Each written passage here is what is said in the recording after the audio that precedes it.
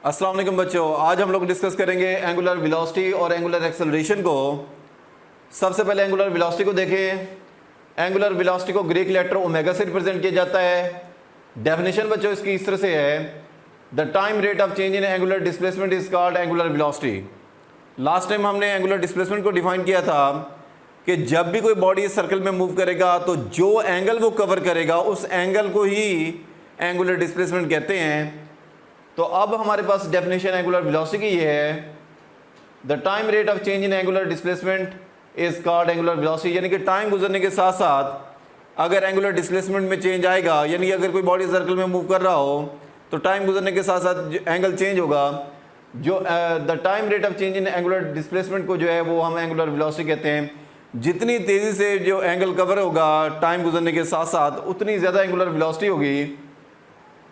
Angular velocity जो है उसको ओमेगा से रिप्रेजेंट किया जाता है, that is equal to del theta व डेल टी। बच्चों याद रखिए यहाँ पर डेल थीटा जो है वो एंगुलर डिस्प्लेसमेंट है और डेल टी जो है वो टाइम है। तो एंगुलर डिस्प्लेसमेंट को टाइम पे डिवाइड करें, ये जो रेशियो होगी ये एंगुलर वेलोसिटी के बराबर होगी। एसआई यूनिट क्या होगी? एसआई यूनिट एंगुलर वेलोसिटी की रेडियन पर सेकेंड होती है। बच्चों याद रखें, लीनियर वेलोसिटी की यूनिट मीटर पर सेकेंड होती है, लेकिन एंगुलर वेलोसिटी की यूनिट रेडियन पर सेकेंड होती है, या बड़ी यूनिट जो है वो रेवोल्यूशन पर मिनट होती है, यानी कि 1 मिनट में कितने चक्कर लगा रहा है। इसके बाद है एवरेज एंगुलर वेलोसिटी। अगर हम लोग टोटल एंगुलर डिस्प्लेसमेंट को टोटल टाइम पे डिवाइड करते हैं तो वो हमारे पास एवरेज एंगुलर वेलोसिटी होगी। The ratio of total angular displacement per unit time जो है इसको हम एवरेज एंगुलर वेलोसिटी कहेंगे। इसके बाद बच्चों हमारे पास है इंस्टेंटेनियस एंगुलर वेलोसिटी। इंस्टेंटेनियस में फ़र्क ये है कि यहाँ पर एक लिमिट लगाते हैं, limit del T approaches to zero. Del T approaches को टू जीरो का मतलब ये नहीं है कि हमने टाइम को जीरो कर देना है। टाइम को जीरो करने से तो ये सारा ही जीरो हो जाएगा, क्योंकि यहाँ पर टाइम डिवाइड हो रहा है। तो भाई del T approaches to zero का मतलब है कि टाइम इतना स्मॉल होगा, जीरो को अप्रोच करेगा, जीरो के करीब होगा, यानी कि बहुत ही स्मॉल टाइम होगा। स्मॉल टाइम में एंगल भी तो स्मॉल कवर होगा, तो स्मॉल टाइम में जो स्मॉल एंगल कवर होगा वो जो रेशियो होगी इसको हम लोग इंस्टेंटेनियस एंगुलर वेलोसिटी कहते हैं। तो इसको डिफाइन इस तरह से करते हैं, the ratio of del theta व del t when del T approaches to zero is called instantaneous angular velocity. तो बच्चों इसमें हमारे पास लिमिट का मतलब है कि टाइम इतना स्मॉल होगा, जीरो के करीब होगा, बहुत स्मॉल वैल्यू होगी, यानी कि स्मॉल टाइम में एंगुलर डिस्प्लेसमेंट भी स्मॉल होगा।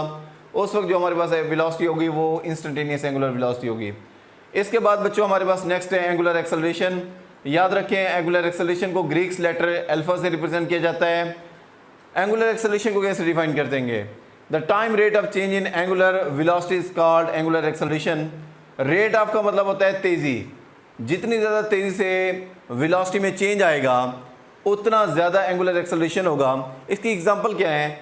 When we switch on the fan the angular velocity increases, at that moment it has some angular acceleration. When we switch off the fan the angular velocity of the fan decreases, at that moment it has some angular acceleration। तो भाई जब हम switch on करते हैं या switch off करेंगे तो fan की जो स्पीड है या तो वो इंक्रीज होगी या डिक्रीज होगी, दोनों सूरतों में उसमें एंगुलर एक्सेलरेशन होगा। एवरेज एंगुलर एक्सेलरेशन बराबर होता है angular velocity divided by time. Del omega को हम इस तरह से भी लिख सकते हैं, omega F minus omega I, और डेल टी को हम लिख सकते हैं T F minus T I. तो ये हमारे पास एवरेज एंगुलर एक्सेलरेशन का फार्मूला होगा। इसके बाद इसकी यूनिट की बात कर देंगे। हमारे पास आपको पता है कि एंगुलर वेलोसिटी की यूनिट रेडियन पर सेकेंड होती है, टाइम की सेकेंड होती है, तो ये हमारे पास यूनिट बन जाएगी रेडियन पर सेकेंड स्क्वायर, या बड़ी यूनिट जो है वो रेवोल्यूशन पर मिनट स्क्वायर होगी।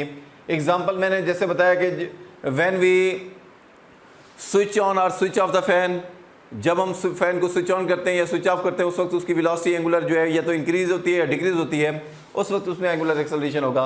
इसके बाद है instantaneous angular acceleration. Alpha limit del T approaches to zero. इसमें वही बात जैसे वहाँ पर कही थी कि टाइम इतना स्मॉल होना चाहिए, जीरो की अप्रोच करना चाहिए, जीरो के करीब होना चाहिए। उस वक्त del omega by del T की जो रेशियो होगी इस लिमिट के साथ, तो वो हमारे पास इंस्टेंटेनियस एंगुलर एक्सेलरेशन कहलाएगा। The ratio of del omega by del t when del T approaches to zero is called instantaneous angular acceleration.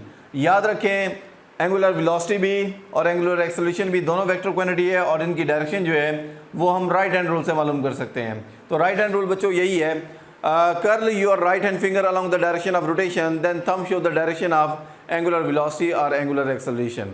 तो ये बच्चों टॉपिक यहाँ पर कंप्लीट हो गया। बहुत शुक्रिया।